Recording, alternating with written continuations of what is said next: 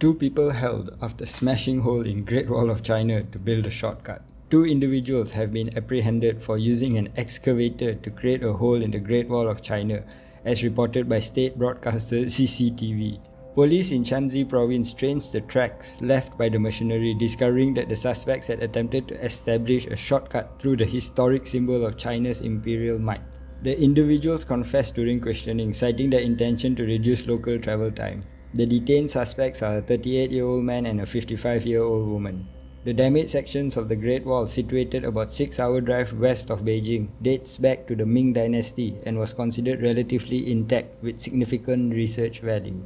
Authorities have detained the suspects, acknowledging the irreversible damage they caused. The case remains under investigations, and I don't think we're ever going to hear from these two people ever again. Kim Jong-un to visit Putin for weapon talks.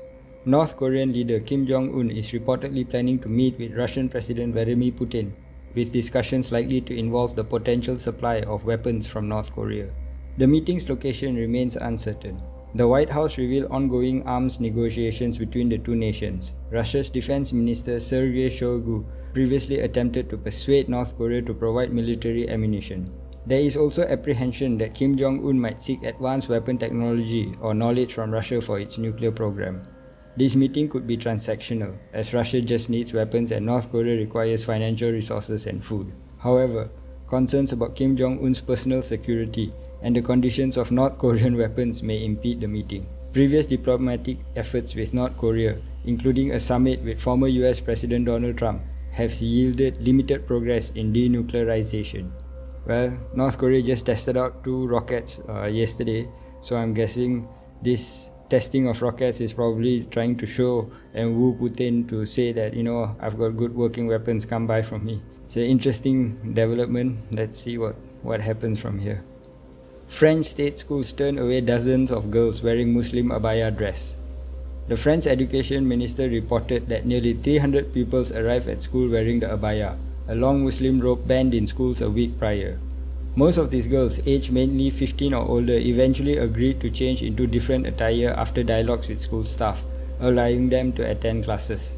However, 67 girls refused compliance and were sent home, with further discussions planned with their families. The government, in light of 12 million students starting school, deemed the ban broadly accepted, yet a legal challenge by a Muslim group was set to go to court. France maintains strict bans on religious symbols in schools and government buildings, asserting secular principles, with abayas only now being explicitly prohibited. This issue has sparked a political divide in France, with right-wing parties advocating for the ban, while left-leaning voices emphasize the rights of Muslim women and girls. France has a history of enacting and updating laws to maintain secular education, dating back to the 19th century, including bans on Christian symbols, Muslim headscarves, and Jewish kippas. This is a very interesting situation happening in France. I have no comment, just bringing you the news. Birmingham City Council declares itself effectively bankrupt. Birmingham City Council, Europe's largest local authority, has declared itself effectively bankrupt by issuing a Section 114 notice, limiting spending to essential services due to financial distress. The crisis is primarily linked to a 760 million bill for equal pay claims dating back to a 2012 Supreme Court ruling in favor of female employees who were denied bonuses. Additionally, problems with the implementation of a 100 million Oracle IT system have compounded the financial challenges. The council leaders have requested support from the local government association, and negotiating with departments for levelling up housing and communities will continue. The government has expressed concerns, emphasizing the need for reassurance to Birmingham residents. Core services and existing commitments will continue to be funded, but the financial situations remain dire. An extraordinary meeting will be held and an independent governance review is pending. Well, it declared itself bankrupt. That's extraordinary because a city should not be running out of money. Well, it looks like the cracks are starting to show all around the world, where now even cities are going bankrupt. Everyone stay safe out there. BMW warns gasoline car ban poses imminent risk to European automakers.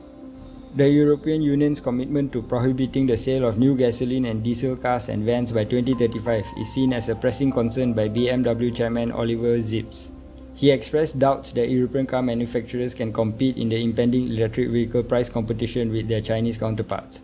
While Zips believes BMW is better positioned to compete, he anticipates that the basic car market segment may vanish or shift to non-European manufacturers. The EU's recent emission regulations aim for a 55% carbon dioxide reduction for new cars and 50% for new vans by 2034, with a complete carbon dioxide reduction for both by 2035. Germany secured an exemption for e-fuel-powered internal combustion engines until 2035. The decrease in German auto exports to China in early 2023 may signal a substantial disruption in German-Chinese trade due to Chinese growing importance as an EV exporter. I think China is not importing because they're having their own internal financial problems, and if the European Union does not consider protecting their own companies, then things might not be looking good for most automakers in Europe. But that's 10 years away, so we've got time, I guess. TikTok hires Britain's NCC for auditing data security. TikTok has enlisted British cybersecurity firm NCC to access its data controls and safeguards, forming a crucial component of its data security initiative known as Project Clover. Concerns have mounted regarding TikTok's ownership by Chinese company ByteDance and the potential for the Chinese government to exploit user data for its own purposes, leading several government entities to prohibit TikTok on their employees' devices. To bolster its data security measures, TikTok is establishing 3 data centers in Europe, with one already operational in Ireland. By the end of 2024, the remaining centers in Ireland and Norway will be operational.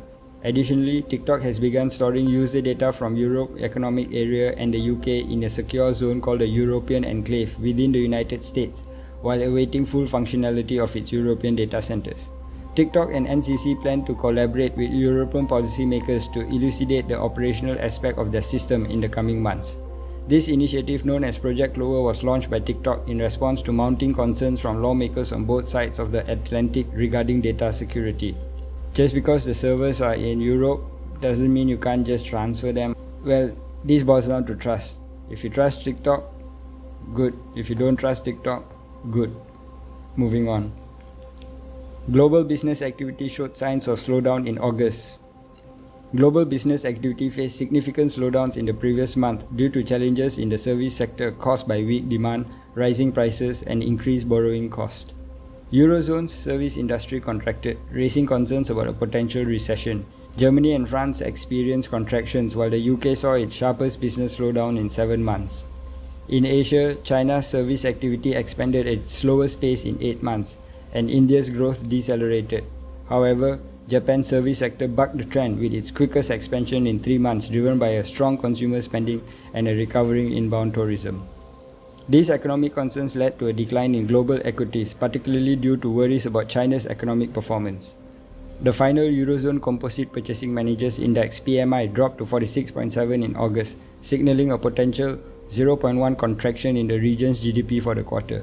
Despite some improvements in manufacturing, services PMI readings for several European countries remain below break-even. In China, the Caixin S&P Global Services PMI reached its lowest level since December. Japan's PMI showed a rise but suggested challenges in achieving sustained domestic demand-driven growth. Yes, global business activity is slowing and China is not getting out of their problems anytime soon, so I think this is just going to continue getting worse and worse over the next couple of months and years. Japan financial regulator moves to end paper profit tax on digital assets. Japan's financial service agency, the FSA, has unveiled proposed amendments to the nation's tax code concerning digital assets profits.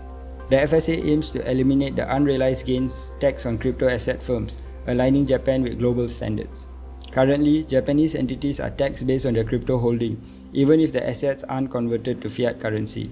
The FSA's move reflects calls from industry leaders to reform the cryptocurrency tax system. The Ministry of Economy, Trade and Industry supports the proposed changes, potentially clearing obstacles.